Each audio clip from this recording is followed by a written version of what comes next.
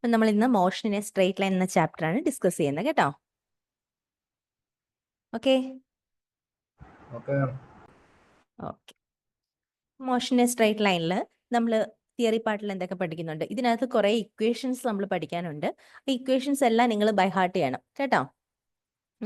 Problems ചെയ്യാൻ നമ്മൾ equations മനസ്സിലാക്കിയിരുന്നാൽ മതി. നമ്മളിവിടെ ഡെറിവേഷൻസോ കാര്യങ്ങളോ ഒന്നും തന്നെ ഓർക്കേണ്ട ആവശ്യമില്ല. അപ്പോൾ ഇക്വേഷൻസ് എല്ലാം കാണാതെ വെച്ചിരിക്കണം. ഒരു ഇക്വേഷനിൽ നിന്ന് ഡിറൈവ് ചെയ്ത് കൊണ്ടുവരുന്ന ഇക്വേഷൻസ് ഉണ്ടാവും. ആ ഇക്വേഷൻസ് നമ്മൾ കാണാതെ അങ്ങ് പഠിച്ചു വെച്ചേക്കുക കേട്ടോ. ഓക്കെ, സൗണ്ട് ക്ലിയർ ആണല്ലോ? ഓക്കെ ഓക്കെ നോക്കിയേ മക്കളെ, എന്താ ഡിസ്റ്റൻസ് എന്ന് പറഞ്ഞു കഴിഞ്ഞാൽ the length of the actual path covered by an object is called distance അല്ലേ? നമുക്കറിയാം ഡിസ്റ്റൻസും ഡിസ്പ്ലേസ്മെന്റും തമ്മിലുള്ള വ്യത്യാസം. ഡിസ്റ്റൻസ് എന്ന് പറയുന്ന ഒരു സ്കേലാർ ക്വാണ്ടിറ്റി ആണ്. ഡിസ്പ്ലേസ്മെന്റ് എന്ന് പറയുന്ന ഒരു വെക്റ്റർ ക്വാണ്ടിറ്റി ആണ്. ഡിസ്റ്റൻസ് എന്ന് പറഞ്ഞു കഴിഞ്ഞാൽ ഞാൻ ഏത് പാത്തിലൂടെയാണോ മൂവ് ചെയ്യുന്നത് ആ പാത്തിന്റെ ടോട്ടൽ ലെന്ത് എടുക്കുമ്പോൾ എന്ത് കിട്ടും? ഡിസ്റ്റൻസ് കിട്ടും. ശരിയല്ലേ? Total length, actual length of the path ആണ് എന്തെന്ന് പറയുന്നത്? ഡിസ്റ്റൻസ് എന്ന് പറയുന്നത്. അതേസമയം ഡിസ്പ്ലേസ്മെന്റ് എന്ന് പറഞ്ഞാൽ എന്താണ്? It is the shortest distance between initial and final position. Initial പൊസിഷനും ഫൈനൽ പൊസിഷനും ഇടയിലുള്ള ഷോർട്ടസ്റ്റ് ഡിസ്റ്റൻസിനെയാണ് നമ്മൾ എന്ത് വിളിക്കുക? ഡിസ്പ്ലേസ്മെന്റ് എന്ന് പറയാം. ഓക്കെ, അത് പാത്ത് ഇൻഡിപെൻഡന്റ് ആണ്. ഏത് പാത്തിലൂടെ പോകുന്നു എന്നൊന്നും അറിയേണ്ട കാര്യമില്ല. ഇനിഷ്യൽ പൊസിഷനെയും ഫൈനൽ പൊസിഷനെയും മാത്രമേ അത് ഡിപ്പെൻഡ് ചെയ്യുന്നുള്ളൂ. നമ്മൾ പഠിച്ചിട്ടുണ്ട്. ഇനി ഇതിനകത്ത് പഠിച്ച speed is equal to distance by time. ചെറിയ ക്ലാസ് തൊട്ട് നമ്മൾ പഠിക്കുന്ന കാര്യമാണ് ഇതൊക്കെ. ആവറേജ് സ്പീഡ് കണ്ടുപിടിക്കാൻ average speed is equal to total distance by total time. സ്പീഡിന്റെ യൂണിറ്റ് എന്താ? Metre per second. സ്പീഡ് എന്ന് പറയുന്നത് ഒരു സ്കേലാർ ക്വാണ്ടിറ്റി ആണ്, എന്നാൽ വെലോസിറ്റി എന്ന് പറയുന്നത് ഒരു വെക്റ്റർ ക്വാണ്ടിറ്റി ആണ്. ഇനി if A particle travels equal distance S1 is equal to S2 is equal to S, ഇതൊന്ന് നോട്ട് ചെയ്ത് വെച്ചേക്കണം. അതായത് ഈക്വൽ ഡിസ്റ്റൻസ് ഫസ്റ്റ്, ഇപ്പൊ നമ്മൾ ചില ക്വസ്റ്റ്യനിൽ കാണും ഫസ്റ്റ് ഹാഫ് ഇത്ര ടൈമിനുള്ളിൽ അല്ലെങ്കിൽ ഇത്ര വെലോസിറ്റിയിൽ പോയി, സെക്കൻഡ് ഹാഫ് ഇത്ര വെലോസിറ്റി പോയി. അപ്പൊ ഹാഫ് പോർഷൻ എന്നാണ് പറഞ്ഞേക്കുന്നത്. ഹാഫ് എന്ന് പറഞ്ഞാൽ അവിടെ എന്താണ്? ഈക്വൽ ഡിസ്റ്റൻസ് ആണ് ആ ബോഡി കവർ ചെയ്തത്. ശരിയല്ലേ? അങ്ങനെ വരുന്ന കേസിൽ നമുക്ക്, അതായത് ഈക്വൽ ഡിസ്റ്റൻസിൽ ഒരു ബോഡി കവർ ചെയ്യുന്നു, വെലോസിറ്റി V1 V2 തന്നു കഴിഞ്ഞാൽ അവിടെ ആവറേജ് സ്പീഡ് കണ്ടുപിടിക്കാനുള്ള ഇക്വേഷൻ ആണ് average speed is equal to 2V1 by V1 plus V2. മനസ്സിലായോ? 2V1 by V1 plus V2. Clear ആണോ? ഓക്കെ അല്ലേ? ഈ ഇക്വേഷൻസ് എല്ലാം എഴുതിയെടുത്ത് പഠിച്ചോണം കേട്ടോ. ആവറേജ് സ്പീഡ് കണ്ടുപിടിക്കാൻ പിന്നെ നമ്മൾ ഡിറൈവ് ചെയ്തുകൊണ്ട് വരാനൊന്നും പോകണ്ട. ഈ ഇക്വേഷൻ മാത്രം പഠിച്ചു വെച്ച് ക്വസ്റ്റ്യൻ ചെയ്യാം, പ്രോബ്ലംസ് ചെയ്യാം. 2V1 by V1 plus V2. എങ്ങനെയുള്ള കേസിലാണ്? ഡിസ്റ്റൻസ് സെയിം ആവുന്ന കേസിൽ രണ്ട് വെലോസിറ്റീസ് നമുക്ക് തരികയാണ്. അങ്ങനെയുള്ള കേസിൽ ആവറേജ് വെലോസിറ്റി കണ്ടുപിടിക്കാനുള്ള ഇക്വേഷൻ, അതായത് ഇവിടെ ടോട്ടൽ ടൈം തന്നിട്ടില്ല. ടോട്ടൽ ഡിസ്റ്റൻസ് നമുക്ക് ഇതിനകത്ത് നിന്ന് എടുക്കാം, പക്ഷെ ടോട്ടൽ ടൈം തന്നിട്ടില്ല. അപ്പൊ എങ്ങനെ average speed total distance by total time എന്നുള്ള രീതി ചെയ്യും? അപ്പൊ നമുക്ക് ചെയ്യാൻ ആകെക്കൂടുള്ള മാർഗ്ഗമാണ് 2V1 by V1 plus V2. Okay അല്ലേ? ഡൗട്ട് ഇല്ലല്ലോ? ഇനി if a particle travels with the speed V1, V2, V3, etc. during the time interval T1, T2, T3, etc., then average speed is equal to V1, T1 plus V2, T2 plus V3, T3 plus etc. by T1 plus T2 plus T3 plus etc. അതായത് എത്ര എണ്ണം ഉണ്ടെങ്കിലും നമുക്ക് ഇതേ രീതി ചെയ്യാം. V1, T1 എന്ന് പറയുമ്പോൾ എന്താണ്? V1 വെലോസിറ്റിയിൽ മൂവ് ചെയ്യാണ് ബോഡി. T1 ടൈം കൊണ്ട് ട്രാവൽ ചെയ്ത ഡിസ്റ്റൻസ് ആണ് ഇവിടെ V1 T1 എന്ന് കൊടുത്തേക്കുന്നത്. ശരിക്കും പറഞ്ഞാൽ ഈ ആഡ് ചെയ്ത് കിട്ടുന്ന എന്താ? ടോട്ടൽ ഡിസ്റ്റൻസ് ആണ്. ടോട്ടൽ ഡിസ്റ്റൻസ്, കാരണം വെലോസിറ്റി ഇൻറ്റു ടൈം അല്ലെ, സ്പീഡ് ഇൻറ്റു ടൈം എന്താ? ഡിസ്റ്റൻസ്. ഇവിടെ speed into time distance, speed into time distance. അപ്പൊ ഇതെല്ലാം കൂടെ സം ചെയ്ത് കിട്ടുമ്പോൾ total distance by total time. Okay അല്ലേ? ഓക്കെ ആണോ? ഓക്കെ. അടുത്തത്, if a particle travels with velocity V1 and V2 for a time interval T1 is equal to T2 is equal to T, average speed is equal to V1 plus V2 by 2. എന്താ പറഞ്ഞേക്കുന്നത്? Time same ആവുന്നു. നമ്മൾ ആദ്യം ഒരു equation പഠിച്ചു, distance same ആവുന്നു. ഇപ്പൊ equation പറയുന്നു ടൈം സെയിം ആവുന്നു. അപ്പൊ if a particle travels with V1 and V2 for a time interval T1 is equal to T2 is equal to T, then average speed is equal to V1 plus V2 by 2. Case ആദ്യം ഓർത്തിരിക്കുക, equation ഓർത്തിരിക്കുക. രണ്ട് കാര്യങ്ങളാണ്. നമ്മൾ ഇക്വേഷന് കുറെ equations പഠിക്കും. ഈ ഇക്വേഷനിൽ എവിടെ ഉപയോഗിക്കേണ്ടതെന്ന് അറിഞ്ഞിരിക്കണം. മനസ്സിലായോ? കുറെ ഇക്വേഷൻസ് പഠിച്ചു വെച്ചിട്ട് കാര്യമില്ല. ഈ പ്രോബ്ലം വരുമ്പോൾ ഇതിൽ ഏത് ഇക്വേഷൻ എടുക്കും എന്നൊരു കൺഫ്യൂഷൻ വരരുത്. കാരണം ഓരോന്നും എവിടെയാണ് യൂസ് ചെയ്യേണ്ടതെന്നുള്ള കേസ് നമ്മൾ അറിഞ്ഞിരിക്കണം. ഇവിടെ എന്താ T1 = T2 = T ആവുന്ന കേസ്, അതായത് ടൈം ഈക്വൽ ആവുന്ന കേസിൽ വെലോസിറ്റി മാത്രം തന്നിരിക്കുന്നു, നമ്മളോട് ഡിസ്റ്റൻസ് തന്നിട്ടില്ല. അപ്പൊ നമ്മൾ എങ്ങനെ ആവറേജ് സ്പീഡ് കണ്ടുപിടിക്കും? V1 + V2/2. 3 എണ്ണം ഉണ്ടെങ്കിലോ V1 + V2 + V3/3. ക്ലിയർ ആയോ? പ്രോബ്ലംസ് ഉണ്ട്, 3 എണ്ണം വരുന്നതും പ്രോബ്ലംസ് ഉണ്ട്. അപ്പൊ V1 + V2 + V3/3. ഓക്കെ ആണേ? അടുത്ത് പറയട്ടോ. ഓക്കെ.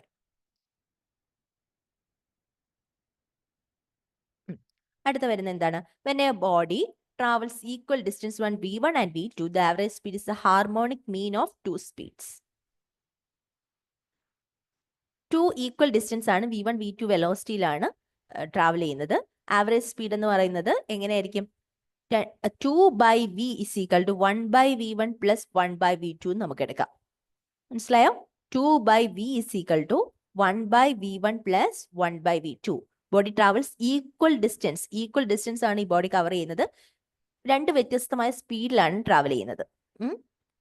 മനസ്സിലായോ? ടൈമും തന്നിട്ടില്ല. എന്തോ നേരത്തെ ഈക്വൽ ഡിസ്റ്റൻസ് നേരത്തെ അതെ അവിടെ നമുക്ക് ഇക്വേഷൻ തന്നിട്ടുണ്ട്. ദാറ്റ് ഇതും 2v1/v1 + v2. ശരിക്കും പറഞ്ഞാൽ ഈ ഇക്വേഷൻ സോൾവ് ചെയ്ത് കിട്ടുമ്പോൾ നമുക്ക് അതാ കിട്ടുന്നത്. എന്തേ ഈ 2/v = 1/v1 + 1/v2 ഇത് സോൾവ് ചെയ്ത് എടുക്കുമ്പോൾ നമുക്ക് ആ ഇക്വേഷൻ കിട്ടും. മനസ്സിലായോ? ഇങ്ങനെ ഒരു അതായത് നമുക്ക് ഇങ്ങനെ ഒരു ക്വസ്റ്റ്യൻ വേണ്ടിയാണ്. മീൻസ് ഒരു 1 വേർഡ് ക്വസ്റ്റ്യൻ ആയിട്ട് വരികയാണ്. നമുക്ക് പ്രോബ്ലം സൈഡ് അല്ല. 2/v = 1/v1 + 1/v2. ഇത് ശരിയാണോ തെറ്റാണോ എന്നുള്ളൊരു രീതിയിൽ നിങ്ങൾക്ക് ഒരു ക്വസ്റ്റ്യൻ വന്നു കഴിഞ്ഞാൽ നിങ്ങൾ ആലോചിക്കത്തില്ലേ? അപ്പൊ ഇതുകൊണ്ട് രണ്ട് ഇക്വേഷനും നമ്മൾ പഠിച്ചിരിക്കാം. നമുക്ക് പ്രോബ്ലം ചെയ്യാൻ കൂടുതൽ ഉപയോഗിക്കുന്ന ഈ ഇക്വേഷനാണ്. Average speed = 2v1 v2/v1 + v2. ഇതിട്ടാണ് നമ്മൾ പ്രോബ്ലം ചെയ്യുന്നത്. ഇതാണ് നമുക്ക് ഈസി. മനസ്സിലായോ? ചില ക്വസ്റ്റ്യൻസ് നമുക്ക് ഒറ്റ നോട്ടത്തിൽ തന്നെ ആൻസർ ചെയ്യാം. നമ്മളിപ്പം കഴിഞ്ഞ 2 ചാപ്റ്റേഴ്സ് പഠിച്ചപ്പോൾ നമുക്ക് മനസ്സിലായില്ലേ? ചിലത് മാത്രമേ നമുക്ക് പ്രോബ്ലം ചെയ്ത് നോക്കി ചെയ്യേണ്ടി വരുന്നത്. ചിലത് നമുക്ക് ഒറ്റ നോട്ടത്തിൽ ആൻസർ ചെയ്യാം. അത് നമ്മൾ പഠിച്ചിരിക്കണം. ഇക്വേഷൻസ് ആയിരിക്കും ചിലപ്പം, എന്താണ്, ചിലത് ഫോർമുലാസ് ആയിരിക്കും. അപ്പൊ ഇങ്ങനെയൊക്കെ വരുന്നതെന്ന് പറഞ്ഞു കഴിഞ്ഞാൽ ഡയമെൻഷൻസ് ആയിരിക്കും. ഇതൊക്കെ എന്ന് പറഞ്ഞാൽ നമ്മൾ ചിലതൊക്കെ ബൈഹാർട്ട് ചെയ്ത് വെക്കാമെങ്കിൽ നമുക്ക് ഒറ്റ നോട്ടത്തിൽ തന്നെ ഇങ്ങനെ ചെയ്ത് സമയം കളയാതെ അത്രയും ടൈം നമുക്ക് കൺസ്യൂം ചെയ്യാം, അത്രയും ടൈം നമുക്ക് കൺസേർവ് ചെയ്യാം. മനസ്സിലായോ?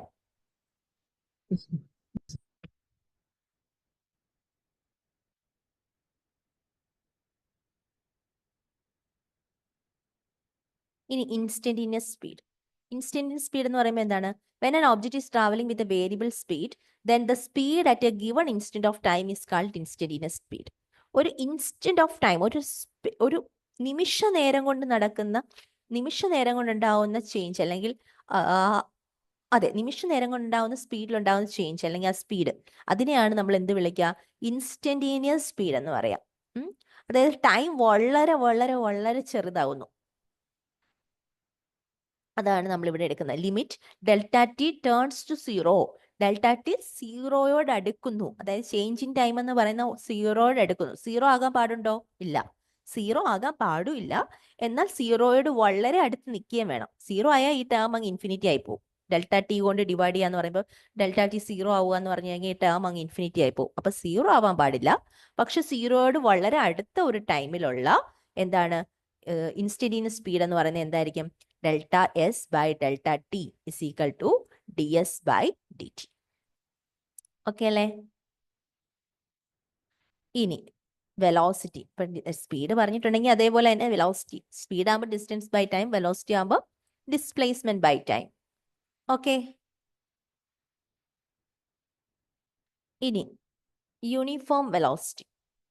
If an object undergoes equal displacement in equal interval of time, then it is said to be moving with a uniform velocity. ഒരു object equal distance, equal interval of ടൈമിൽ equal distance ആണ് cover ചെയ്യുന്നതെങ്കിൽ അത്തരം വെലോസിറ്റിയാണ് നമ്മൾ എന്ത് വിളിക്കുക? Uniform velocity എന്ന് വിളിക്കാം. എന്താണ് നോൺ യൂണിഫോം വെലോസിറ്റി എന്ന് പറയുമ്പോൾ? ഈക്വൽ ഇന്റർവൽ ഓഫ് ടൈമിൽ ഈക്വൽ ഡിസ്റ്റൻസ് അല്ല കവർ ചെയ്യുന്നത്, അത്രേ ഉള്ളൂ. If an object undergoes unequal displacement in equal interval of time, then it is said to be moving with a non-uniform or variable velocity. Okay ആണേ? അടുത്ത relative velocity. Relative velocity എന്ന് പറയുമ്പോൾ എന്താണ്? The relative velocity of an object with respect to another object is time rate of relative position of an object with respect to another.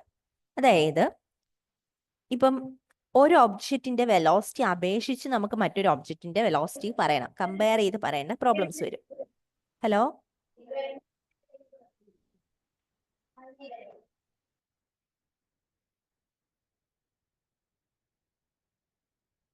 എന്തെങ്കിലും ചോദിച്ചോ? ആരെങ്കിലും എന്നോട് എന്തെങ്കിലും ചോദിച്ചോ?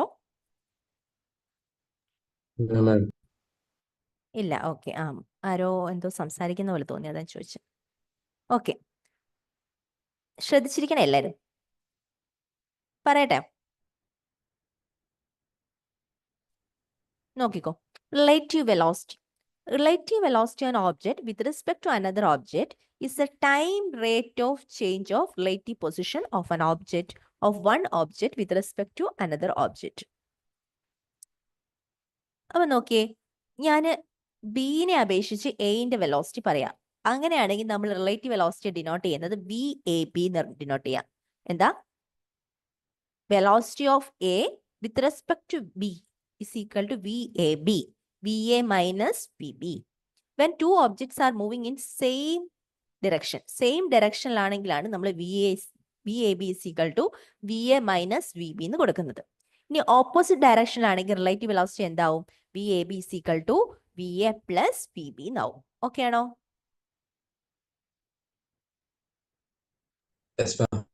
ഓക്കെ.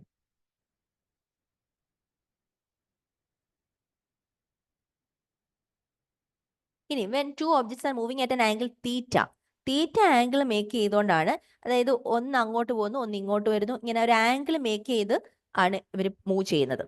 മനസ്സിലായോ? ഒന്ന് നമ്മൾ പറഞ്ഞ് സ്ട്രെയിറ്റ് ആയിട്ട് പോകുന്നു, ഒന്ന് ഓപ്പോസിറ്റ് വരുന്നു എന്ന് പറഞ്ഞു.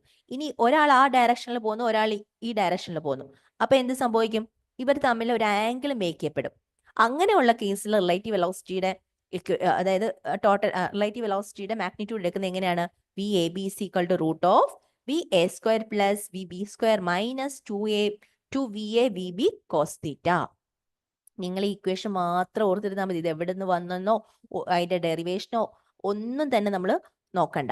ഇക്വേഷൻ നിങ്ങൾ ഓർത്തിരിക്കുക. തീറ്റ ആംഗിൾ എന്നിട്ട് റിലേറ്റീവ് വെലോസിറ്റി കണ്ടുപിടിക്കേണ്ട കേസിൽ നമ്മൾ ഈ ഇക്വേഷനാണ് യൂസ് ചെയ്യേണ്ടത്.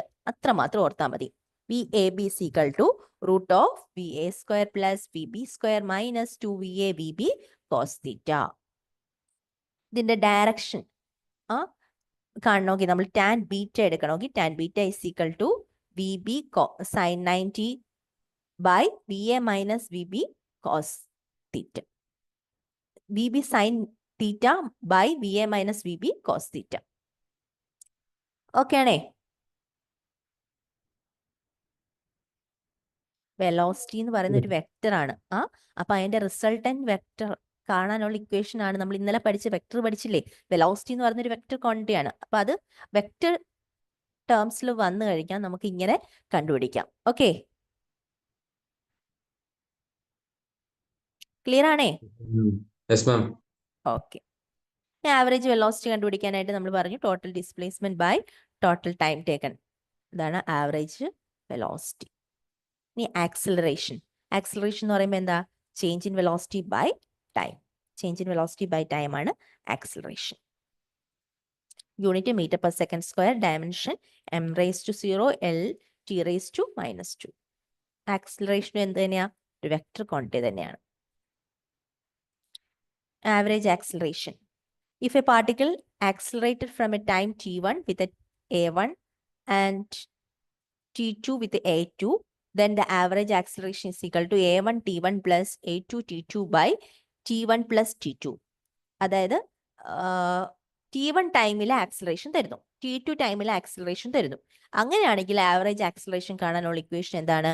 a1 t1 plus a2 t2 by t1 plus t2. Okay ആണേ? ഇതെന്ന് പറഞ്ഞ total velocity by total time. അത്രേ ഉള്ളു കാര്യം. പിന്നെ നമ്മൾ ഇതിനകത്ത് കുറെ ഗ്രാഫ്സ് പഠിക്കുന്നുണ്ട്. ഈ ഗ്രാഫൊക്കെ നിങ്ങൾ ജസ്റ്റ് ഒന്ന് നോക്കിയിരുന്നാൽ മതി. ഗ്രാഫിനകത്തൊന്നും നമുക്ക് അധികം ക്വസ്റ്റ്യൻസ് ഒന്നും വന്ന് കണ്ടിട്ടില്ല. എന്തോ എഴുതിയെടുക്കണം. ഓക്കെ. നിങ്ങൾ റെക്കോർഡ് കാണണം കേട്ടോ. റെക്കോർഡ് കണ്ടിട്ട് ഈ നോട്ട്സ് നിങ്ങൾ എഴുതിയെടുക്കണം. സ്വന്തമായിട്ട് എഴുതിയെടുക്കണേ. നീറ്റായിട്ട് എഴുതിയെടുക്കണം. നീറ്റായിട്ട് എഴുതിയെടുക്കണം മക്കളെ. കാരണം നമുക്ക് എക്സാമിന് ഇതെല്ലാം കൂടെ കണ്ടിട്ട് പോകാനൊന്നും സമയം കിട്ടത്തില്ല. ഈ റെക്കോർഡ് എല്ലാം ഇരുന്ന് കണ്ടിട്ട് പോകാൻ ഒക്കത്തില്ല. അപ്പം നമ്മുടെ ബുക്ക് ഒന്ന് ജസ്റ്റ് ഒന്ന് മറിച്ച് നോക്കി നമുക്ക് പോവാം. അപ്പൊ അതുകൊണ്ട് എപ്പോഴും നോട്ട്സ് നമ്മുടെ കയ്യിൽ ഉണ്ടാവണം. കേട്ടോ?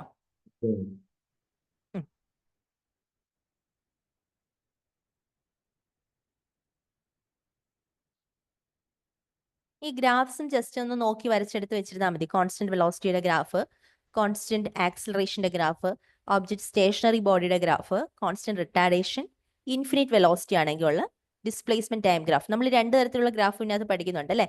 വെലോസിറ്റി ടൈം ഗ്രാഫും ഡിസ്പ്ലേസ്മെന്റ് ടൈം ഗ്രാഫും പഠിക്കുന്നുണ്ട്. ഡിസ്പ്ലേസ്മെന്റ് ടൈം ഗ്രാഫ് എന്ന് പറയുമ്പോൾ എന്താ? ടൈമിനെ എക്സ് ആക്സിസിലും ഡിസ്പ്ലേസ്മെന്റിനെ വൈ ആക്സിസിലും റെപ്രസെന്റ് ചെയ്യുന്ന ഗ്രാഫിനെയാണ് ഡിസ്പ്ലേസ്മെന്റ് ടൈം ഗ്രാഫ് എന്ന് പറയാം. ജസ്റ്റ് നിങ്ങളൊന്ന് നോക്കി വെച്ചിരുന്നാൽ മാത്രം മതി കേട്ടോ. റെക്കോർഡ് കാണുമ്പോൾ ഇതൊന്ന് നോക്കി ഒന്ന് വരച്ചെടുത്ത് വെച്ചിരുന്നാൽ മാത്രം മതി. ഇതിനകത്തൊന്നും ക്വസ്റ്റ്യൻസ് ഒന്നും വന്ന് കണ്ടിട്ടില്ല ഗ്രാഫിൽ നിന്ന്. എങ്കിലും നമ്മൾ ആ ചാപ്റ്റർ പഠിക്കുന്ന കാര്യമായതുകൊണ്ട് ജസ്റ്റ് ഒന്ന് നോട്ട് ചെയ്ത് വെക്കുക. ഇനി അറിയാൻ പറ്റില്ല. വെലോസിറ്റി ടൈം ഗ്രാഫ് ഉണ്ട്. Constant velocity, constant acceleration, constant റിട്ടാർഡേഷന്റെ ഗ്രാഫാണിത്. ഇനി constant retardation with zero velocity, zero initial velocity ആണെങ്കിൽ ഉള്ള കോൺസ്റ്റന്റ് റിട്ടാർഡേഷൻ. ഇതോ increasing acceleration, decreasing acceleration. Acceleration time graph. Acceleration time graph എന്ന് പറയുമ്പോൾ എല്ലായിടത്തും ടൈം ആണ് എക്സ് ആക്സിസിൽ ഡിനോട്ട് ചെയ്യുന്നത്. വൈ ആക്സിസിൽ ഡിനോട്ട് ചെയ്യുന്ന കാര്യത്തിന് മാറ്റം വരുന്നതനുസരിച്ചിട്ടാണ് നമ്മൾ ഗ്രാഫിന്റെ പേര് മാറുന്നത്. അപ്പൊ ആക്സിലറേഷൻ ടൈം ഗ്രാഫ് എന്ന് പറയുമ്പോൾ ആക്സിലറേഷൻ വൈ ആക്സിസിലും ടൈം എക്സ് ആക്സിസിലും ഡിനോട്ട് ചെയ്യും. Constant acceleration, constant increasing acceleration, constant decreasing acceleration. അറിയാലോ ഇതൊക്കെ. ഇനി ഇമ്പോർട്ടൻ്റ് ആയിട്ട് പഠിച്ചിരിക്കേണ്ട ഈ ഇക്വേഷൻസ് ആണ് കേട്ടോ. ഇത് ഇമ്പോർട്ടൻ്റ് ആയിട്ട് ഈ ഇക്വേഷൻസ് ഓരോന്നും പഠിച്ചിരിക്കണം. കാരണം ഓരോന്നും എവിടെയൊക്കെയാണ് നമ്മൾ യൂസ് ചെയ്യേണ്ടി വരുന്നതെന്ന് നമുക്ക് ആ ക്വസ്റ്റ്യൻ കാണുമ്പോഴേ അറിയുള്ളൂ. അതുകൊണ്ട് ഓരോ ഇക്വേഷൻസും, ഇതിനകത്തുള്ള എല്ലാ ഇക്വേഷൻസും ഇമ്പോർട്ടൻ്റ് ആയി. Okay. P is equal to U plus A T, S is equal to U T plus half A T square, V square is equal to U square plus 2as. ഈ ഇക്വേഷനാണ് നമ്മൾ എന്ത് പറയാ? ഇക്വേഷൻസ് ഓഫ് മോഷൻ എന്ന് പറയാം അല്ലേ? നമ്മൾ കുറെ കേട്ട് കുറെ പ്രോബ്ലംസ് ഒക്കെ പ്ലസ് 1 ചെയ്തിട്ടുള്ളതാ. ശരിയല്ലേ? 9th തൊട്ട് നമ്മൾ കേൾക്കാൻ തുടങ്ങിയ കാര്യം. 9th തൊട്ട് പ്രോബ്ലംസ് ചെയ്യുന്നുണ്ട് ഇതുമായിട്ട് ബന്ധപ്പെട്ട്. ഇനി നോക്കിയേ, ഒരു അഡീഷണൽ ഇക്വേഷൻ നിങ്ങൾ ഓർത്തിരിക്കാനുള്ളത് ഇതാണ്. ഡിസ്റ്റൻസ് ട്രാവൽഡ് ഇൻ എന്ത് സെക്കൻഡ്. ഒരു ഒബ്ജക്റ്റ് ഇതെന്താ? ഈ ഇക്വേഷൻ തമ്മിലുള്ള കമ്പയർ ചെയ്ത് പഠിക്കണേ. S is equal to U T plus half A T square എന്നൊരു ഇക്വേഷൻ പഠിക്കുന്നുണ്ട്. ഇതും ഡിസ്പ്ലേസ്മെന്റ് അല്ലെങ്കിൽ ഡിസ്റ്റൻസിനെ ഡിനോട്ട് ചെയ്യാൻ വേണ്ടി നമ്മൾ ഡിസ്റ്റൻസ് കണ്ടുപിടിക്കാനുള്ള ഇക്വേഷൻ ആണ്. ഇത് ഇവിടെ ഒരു ടി കൊടുക്കുന്നുണ്ട്. ഈ ടി എന്ന് പറഞ്ഞാൽ എന്താണ്? ടൈമാണ്. അതായത് ഇപ്പൊ ഞാൻ പറയാം, ഇത് ഇവിടെ കണ്ടോ, ഡിസ്റ്റൻസ് ട്രാവൽഡ് ഇൻ എന്ത് സെക്കൻഡ്. ഇവിടെ എന്ന് പറയുമ്പോൾ എൻ സെക്കൻഡ് ആണ്, അല്ലെങ്കിൽ ടി സെക്കൻഡ് ആണ്. ഓക്കെ, ടി സെക്കൻഡിലെ ഡിസ്പ്ലേസ്മെന്റ് ആണ് ഇവിടെ കണ്ടിരിക്കുന്നത്.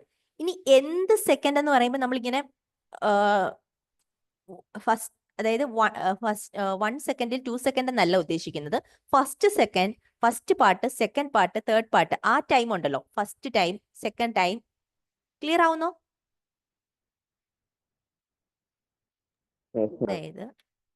അതായത് ഇപ്പൊ നമ്മളിങ്ങനെ പറയുകയാണെങ്കിൽ ഇത്രയും ദൂരം ട്രാവൽ ചെയ്തത് ഫസ്റ്റ് പാർട്ടായിട്ട് നമ്മൾ എടുക്കുകയാണെങ്കിൽ ഇത് 1, ഇത് 2, ഇങ്ങനെ 1, 2, 3 എന്ന് പറഞ്ഞ് നമ്മൾ എടുത്തു കഴിഞ്ഞാൽ എന്ത് സെക്കൻഡ് വരുമ്പോൾ ഉള്ള ഡിസ്റ്റൻസ്, എന്ത് സെക്കൻഡ് കൊണ്ട് ആ ബോഡി ട്രാവൽ ചെയ്ത ഡിസ്റ്റൻസ് ആണ് ഈ equation. Sn is equal to u plus a/2 into 2n plus 2n minus 1. ഈ ഇക്വേഷൻ നമ്മൾ പഠിച്ചിട്ടുണ്ടോ മുൻപ്? പ്ലസ് 1 നിങ്ങൾ പ്രോബ്ലം ചെയ്യാൻ ഉപയോഗിച്ചിട്ടുണ്ടോ? ഇല്ല. അതാണ് ഞാൻ പറഞ്ഞത്. പ്ലസ് 1 നമ്മൾ പ്രോബ്ലം ചെയ്യാൻ ഈ ഇക്വേഷൻ ഉപയോഗിക്കുന്നില്ല. കാരണം നമ്മൾ ഇതിനകത്തുനിന്ന് ഡിറൈവ് ചെയ്ത് കൊണ്ടുവന്ന്, കാരണം നമുക്ക് പ്ലസ് 1 എന്താ വേണ്ടേ? ഒരു പേജ് നിറഞ്ഞിരിക്കുന്ന ഡെറിവേഷൻസോ അല്ലെങ്കിൽ അങ്ങനെയാണ് പ്രോബ്ലംസ് ചെയ്യേണ്ടത്. അല്ല ഒരു ആൻസർ മാത്രം എഴുതി വെച്ചാൽ പ്ലസ് 1 മാർക്ക് കിട്ടുമോ? ഇല്ല. അപ്പൊ നമുക്ക് ഡിറൈവ് ചെയ്ത് കൊണ്ടുവന്ന് വേണം ഓരോന്നും സോൾവ് ചെയ്തെടുക്കുന്നത്. പക്ഷെ ഇവിടെ നമുക്ക് അതിന്റെ ആവശ്യമില്ല. നമുക്ക് ഒറ്റ ആൻസർ ടിക്ക് ചെയ്യാനാണ്, അല്ലെങ്കിൽ നമുക്ക് ഒറ്റ ആൻസർ ബബിൾ ചെയ്താൽ മതി. അപ്പൊ അതിനായിട്ട് നമുക്ക് എത്ര ഈസി ആയിട്ട് ഒരു മെത്തേഡ് ആണോ സെലക്ട് ചെയ്യാൻ പറ്റുന്ന അത്ര ഈസി ആയിട്ട് സെലക്ട് ചെയ്യാം. ടൈം കൺസേർവ് ചെയ്യാൻ നമ്മൾ ശ്രമിക്കണം കേട്ടോ. അപ്പൊ എന്താ ചെയ്യണ്ടേ? ഇവിടെ ഈ ഇക്വേഷനും കൂടെ പഠിച്ചു വെക്കാം. Sn is equal to u plus a/2 into 2n minus 1. Okay ആണേ? ഇത് Yes, വെച്ച് ma'am. പ്രോബ്ലംസ് ഇത് വെച്ച് ഞാൻ വീണ്ടും പറയുന്നത് എന്താണെന്ന് വെച്ചാൽ ഇത് വെച്ച് പ്രോബ്ലം ഉണ്ട്. അപ്പൊ നിങ്ങൾ അത് കൺഫ്യൂസിങ് ആവരുത്. n സെക്കൻഡും nth സെക്കൻഡും ഇതെന്ന് പറയുമ്പോൾ ഇവിടെ ഇപ്പൊ n സെക്കൻഡ് എന്നാണ് എടുക്കുന്നതെങ്കിൽ n സെക്കൻഡ് എന്നാണ് question. Distance travelled in n second. ഇങ്ങനെയാണെങ്കിൽ എന്റെ ഇക്വേഷൻ എങ്ങനെ വരുമെന്ന് അറിയോ? S is equal to ut വരും u into n plus half into at square a into n square. കണ്ടോ? മനസ്സിലായി? ഈ ടൈമാണ് ഇവിടെ n എന്ന് കൊടുത്തിരിക്കുന്നത്. അതേസമയം എന്ത് സെക്കൻഡ് എന്ന് പറഞ്ഞ ടൈം അല്ല, ആ ഒരു പോർഷനെയാണ് കൊടുത്തിരിക്കുന്നത്. ക്ലിയർ ആവുന്നോ? ഡൗട്ടായോ? വേണ്ട, നിങ്ങൾ പ്രോബ്ലം ചെയ്യുമ്പോൾ ഞാൻ ഒന്നുകൂടെ പറഞ്ഞുതരാം കേട്ടോ. ഡൗട്ടായോ? ഇല്ല ടീച്ചർ, ക്ലിയർ ആണ്. പ്രോബ്ലം ചെയ്യുമ്പോൾ ഇത് പ്രോബ്ലം ഉണ്ട്, അതുകൊണ്ടാണ് ഞാൻ വീണ്ടും റിപ്പീറ്റ് ചെയ്ത് ഇത് പറഞ്ഞുകൊണ്ടിരിക്കുന്നത്. കാരണം ഇമ്പോർട്ടന്റ് ആണ്, നമ്മൾ ഇത് ആദ്യമായിട്ടാണ് പഠിക്കുന്ന ഈ ഇക്വേഷൻ, അതുകൊണ്ടാണ് വീണ്ടും പറഞ്ഞത് കേട്ടോ. അപ്പോൾ Sn is equal to u plus a/2 into 2n minus 1. ഇനി അടുത്ത ക്വസ്റ്റ്യൻ നോക്കിയേ. If the body moves with uniform acceleration and velocity changes from u to v in a time interval, then the velocity of midpoint of its path. Velocity of midpoint of the path. പാത്തിന്റെ മിഡ്പോയിന്റിലെ velocity കണ്ടുപിടിക്കാൻ പറഞ്ഞാൽ നമുക്ക് എങ്ങനെ എടുക്കാം? v mid is equal to root of u square plus v square by 2. ഇതും എനിക്ക് തോന്നുന്നു ഇപ്പോഴായിരിക്കും പഠിക്കുന്നത് ഈ ഇക്വേഷൻ അല്ലേ? ഇതെല്ലാം നമ്മൾ പഠിച്ച ഇക്വേഷനിൽ നിന്ന് ഡിറൈവ് ചെയ്ത് എടുത്തുകൊണ്ട് വന്നിരിക്കുന്ന കാര്യങ്ങളാണ്.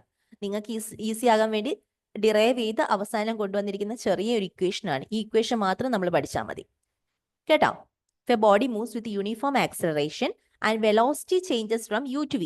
Acceleration uniform ആവുകയും വേണം, യുവിൽ നിന്ന് വിയിലേക്ക് വെലോസിറ്റി ചേഞ്ച് ആവുകയും ചെയ്യുന്നു എങ്കിൽ എന്താണ്?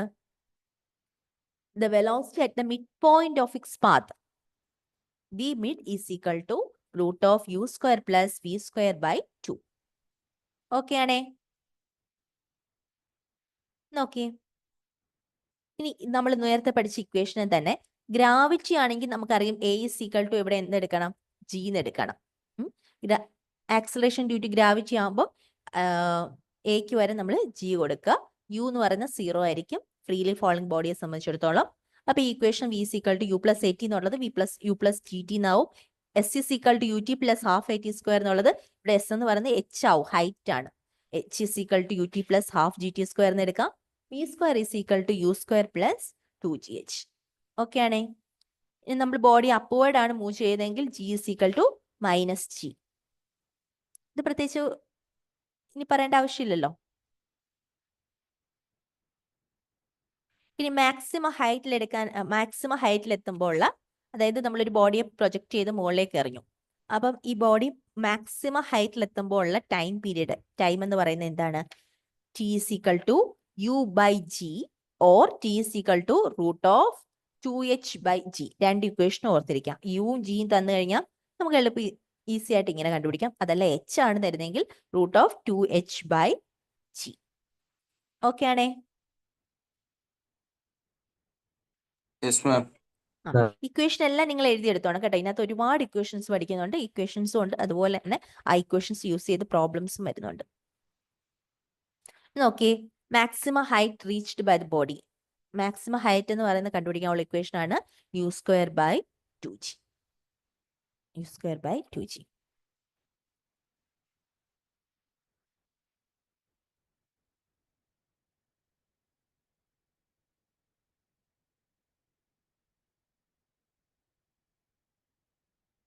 A ball is dropped from a height h and it reaches after t second on the ground from the same building. If two balls are thrown, one upwards and other downwards, the same velocity u, then they reach Earth's surface after t1 and t2 seconds respectively.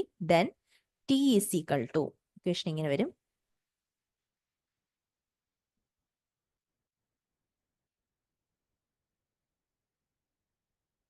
T is equal to root of T1 T2. നമ്മൾ ഒരു ball മുകളിലോട്ടും ഒരു ball താഴോട്ടും എറിയുന്നു.